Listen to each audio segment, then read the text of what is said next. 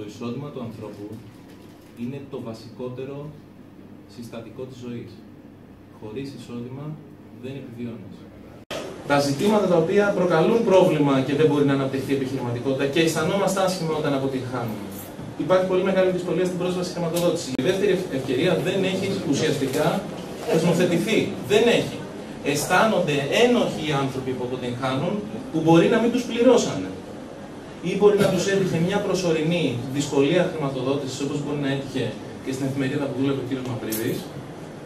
Και επειδή δεν υπήρχε κεφάλαιο κίνησης, γιατί το τραπεζικό μας σύστημα δεν δούλευε ομαλά και υπήρχαν και πρόσθετοι παράγοντες που δεν δούλευε ομαλά, με τον κρατισμό πρώτο από όλους, αυτό το τραπεζικό σύστημα δεν μπορούσε να το εξασφαλίσει σαν κεφάλαιο κίνησης, προσωρινή διευκόλυνση στην επιχείρηση η οποία τράβαγε χρόνια, πλήρωνε φόρους, πλήρωνε δάνεια, πλήρωνε εργαζομένους, έβγαζε κέρδη. Οι επιχειρήσεις, επίσης, δεν επενδύουν σε έρευνα και καινοτομία. Και φοβόμαστε. Το οποίο καταλήγει στο ότι έχουμε κατοχή, μπορώ να διαφωνήσω, έτσι. Στο ότι έχουμε κατοχή, στο ότι κάποιος άλλος φταίει, στο ότι οι κακοί Ευρωπαίοι μπορεί ή οι κακοί ξένοι ή οτιδήποτε, ενώ κατά βάση είναι πολύ απλά παραδείγματα μη εφαρμογής οικονομικής επιστήμης. Τίποτα παραπάνω, τίποτα παρακάτω. Οι επιχειρήσεις επίσης πρέπει να υιοθετήσουν χρηστές πρακτικές διοικήσης ανθρώπινου δυναμικού. Για όνομα του Θεού, όταν ένας εργαζόμενος πάει καλά, δεν του δίνεται μπόνου. Αν μου φέρει ένα πελάτη κάποιος, θα του δώσω αμοιβή. Αν είναι εργαζόμενος μου, επειδή παίρνει μισθό, δεν θα του δώσω. Γιατί? Γιατί να μου τον φέρει? Οτιδήποτε δουλειά. Όχι εμένα, οτιδήποτε δουλειά. Έβαλε μία μπρίζα. Γιατί να στον φέρει τον πελάτη σε εσένα, μην το κάνει μόνος του? Αναρωτηθείτε πόσες φορές έχετε πιάσει κουβέντα με τον διπλανό σας ή με τον φίλο σας ή με οποιονδήποτε επαγγελματία και ο υπάλληλος παίρνει τον πελάτη σπίτι του. Άρα τι γίνεται εκείνη την ώρα? Στερείται τζίρο η επιχείρηση, η οποία έχει ξοδέψει λεφτά και δεν μπορεί να κάνει οικονομίες κλίμακος. Δηλαδή, αυτά τα λεφτά που έχω ξοδέψει δεν τα αποσβαίνω ποτέ.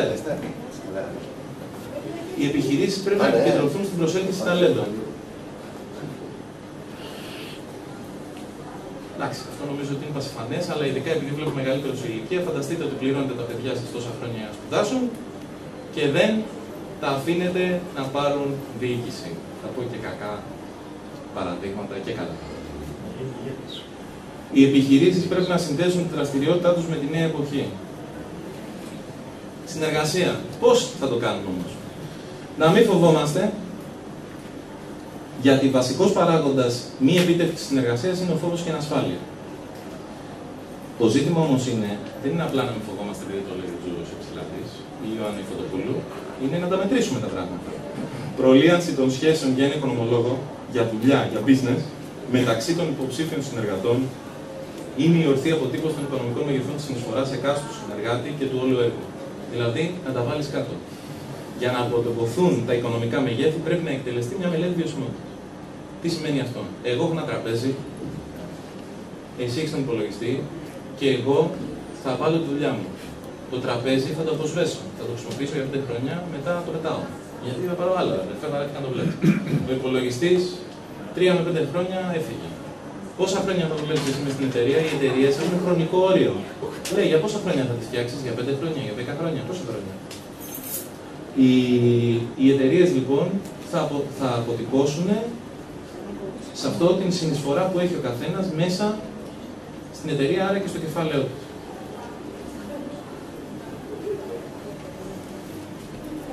Αν λοιπόν κάνεις μια μελέτη βιωσιμότητας, μπορεί ακόμη να βρεις και τη δυνατότητα αυτό το project να λειτουργήσει θετικά για να στηριχθεί από ένα χρηματοπιστωτικό οργανισμό ή να βρεις ένα επενδυτή. Επίσης, ένα βασικό στοιχείο. Εάν διαφωνούμε στα νούμερα, δεν θα τσακωνόμαστε μεταξύ μας. Γιατί δεν τα πάμε καλά ο Υψηλάτης με την Ιωάννα. Θα τσακωνόμαστε για τα νούμερα. Άρα η προσωπική μας σχέση διαφυλάσσεται. Για μένα είναι πολύ σημαντικό στοιχείο αυτό στη συνεργασία. Βασικό πράγμα, αυτό που σας είπα πριν, οι περισσότερες επιχειρήσεις δεν έχουν καθορισμένο σύστημα αμοιβών και ποινών για τους εργαζομένους. Έτσι δημιουργείται σύγχυση στους εμπλεκομένους και παρατηρείται έλλειψη κινητροδότησης. Επίσης, αποσυνδέεται ο εργαζόμενος με το τελικό αποτέλεσμα της προσπάθειάς του. Η ηγεσία δεν σχετίζεται με την επιβολή, αλλά με το να μπορείς να εμπνέεις τους ανθρώπους. Η πράξη σε κάνει τέλειο, το λάθος είναι ανθρώπινο. Η παραδοχή είναι το πρώτο βήμα για την επίλυση. Γι' αυτό και πρέπει οι άνθρωποι να ξέρουν τι πρέπει να κάνουν και να έχουν εκπαιδευτεί γι' αυτό. Και οι περισσότερες επιχειρήσεις δεν έχουν διαδικασίες καθορισμένες. Γραπτές διαδικασίες. Απλά να βάλεις ένα χαρτάκι και να γράψεις κάτι επάνω, το οποίο να το κρατάς εκεί σταθερό. Δεν υπάρχει προσέλκυση ταλέντων. Και πώς γίνεται αυτό? Πρέπει η επιχείρηση να κατανοήσει ότι χωρίς τα ταλέντα έχει όριο στη δυνατότητα της ανάπτυξής της. Πρέπει να δώσει χώρο σε αυτά για να αναπτυχθούν και να αφιερώσει πόρους, ακόμη και χρόνο. Να τα βρει, να τα εκπαιδεύσει, να μετρήσει την επίδοσή τους, να τα μάθει, να τους δώσει κάποια στοιχεία να επιβραβεύσει την επιτυχία τους, να τα μάθει να γίνουν ηγέτες. Νέα μοντέλα. Πώς γίνεται τώρα? Είπα νέα μοντέλα, τι εννοώ? Sharing economy, το Airbnb ας πούμε, είναι μια επιχείρηση η οποία είδε μια ανάγκη της εποχής, είδε ότι υπάρχουν πάρα πολλά ακίνητα τα οποία είναι άδεια ή ακίνητα τα οποία ο κόσμος δεν χρησιμοποιεί. Σου λέει τι θα γίνει, θα τα αφήσουμε εκεί για πάντα, και έφτιαξε μια ιστοσελίδα η οποία στοχεύει στη χρήση των ακινήτων που δεν χρησιμοποιούσε ο ίδιος ο ιδιοκτήτης, προσφέροντας τη δυνατότητα να παράξει εισόδημα. Αυτό το μοντέλο λέγεται πληθοπορισμός, γιατί στην εποχή μας υπάρχει πληθώρα πόρων που δεν χρησιμοποιούνται ορθά ή καθόλου. Ένα άλλο. Το Internet of Things, τεχνολογία που επιτρέπει τη συλλογή πληροφοριών που βελτιώνει τη χρήση των προϊόντων. Να σας δώσω ένα παράδειγμα. Τα συνδεδεμένα ασθενοφόρα θα μπορούν να κάνουν χρήση έξυπνων ιατρικών συσκευών. Φανταστείτε να είστε ασθενείς και να παίρνει όλο στο κινητό του, που δεν είναι γιατρός μέσα στο ασθενοφόρο, να βγάζει μια φωτογραφία των ασθενή, γιατί γίνεται αυτό το πράγμα για την ήριδα. Και κάνουν διάγνωση μέσω της κάμερας του κινητού, κάνουν διάγνωση και βλέπουν τι γυαλιά πρέπει να φορέσεις. Αυτό σημαίνει ότι τα παιδιά που σπουδάζουν πληροφορική μπορούν να βγάλουν πολύ περισσότερα λεφτά από ό,τι πιστεύουμε, απλά δεν το έχουμε καταλάβει. Γι' αυτό έχει σημασία να το δώσει στο τραπέζι για τον υπολογιστή που είπα πριν. Δεν το είπα για πλάκα. Ανοιχτές πηγές χρηματοδότησης. Για όνομα του Θεού δεν είναι μόνο οι τράπεζες. Είναι εναλλακτικές πηγές, επιχειρηματικοί άγγελοι, venture capital, κεφάλαια επιχειρηματικών συμμετοχών, χρηματοδότηση από το πλήθος, το λεγόμενο crowdfunding. Οι επιχειρηματικοί άγγελοι είναι κατά βάση ιδιώτες επενδυτές, οι οποίοι επενδύουν χρήματα και διαθέτουν χρόνο, εμπειρία και τεχνογνωσία σε μικρομεσαίες επιχειρήσεις που παρουσιάζουν προοπτικές ανάπτυξης. Στην Ελλάδα έχουμε πάρα πολλές τέτοιες πρωτοβουλίες. Πάρα πολλές. Ευχαρίστως να σας στείλω όσες θέλετε. Δώρο. Απλά για να δω να λειτουργεί το σύστημα, οπότε όλοι να έχουμε περισσότερες δυνατότητες να βγάλουμε χρήματα. Μία από αυτές το Δίκτυο Επιχειρηματικών Αγγέλων του ΕΔΕΑ, το Business Angel Europe και διάφορες άλλες. Τα Venture Capital είναι για πιο μεγάλα πράγματα, πιο μεγάλες επιχειρήσεις, αφού ξεπεράσει το στάδιο της αρχής. Crowdfunding. Βασικό, θέλω να το πω αυτό, νέα μορφή χρηματοδότησης, όπου στην ουσία άμα μπείτε στο kickstarter.com, ας πούμε, ή στο ifund.gr, μαθαίνει μέσω διαδικτύου μια επιχειρηματική ιδέα το κοινό, το οποίο την εμπιστεύεται και διαθέτει όσα χρήματα θέλει. Συνήθως αναφερόμαστε στη χρηματοδότηση κάποιου έργου project ή κάποιας ιδέας. Όπως λέει ότι εγώ θέλω να φτιάξω ένα μπουκάλι λάδι, αλλά δεν έχω τα λεφτά να το κάνω. Δηλαδή να φτιάξω την ετικέτα, να εμφιαλώσω κτλ. Λοιπόν, ευχαριστώ για την προσοχή σας. Θα ήθελα να μου δώσετε 2 λεπτά μόνο να δείτε ένα βίντεο. ¿Cómo decir que me parte en mil las esquinitas de mi hueso? Que han caído los esquemas de mi vida, ahora que todo era perfecto. Y algo más que eso, me sorbite el seso y me desciende el peso de este cuerpecito mío que se ha convertido en río, de este cuerpecito mío que se ha convertido en río. Me cuesta abrir los ojos y lo hago poco a poco, no sea que aún te encuentres cerca. Me guardo tu recuerdo como el mejor secreto, qué dulce fue tenerte dentro. Hay un trozo de luz en esta oscuridad para prestarme calma.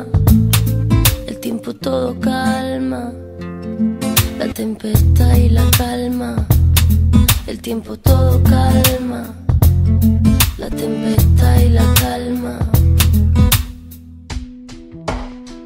Siempre me quedará la voz suave del mar, volver a respirar, la lluvia que caerá sobre este cuerpo y mojará la flor que crece en mí, y volver a reír, y cada día un instante volver a pensar en ti, y en la voz suave del mar, y volver a respirar, la lluvia que caerá sobre este cuerpo y mojará la flor que crece en mí, y volver a reír, y cada día un instante volveré a pensar. ¿Cómo decir que me parte la esquinita de mi hueso, que han caído los esquemas de mi vida,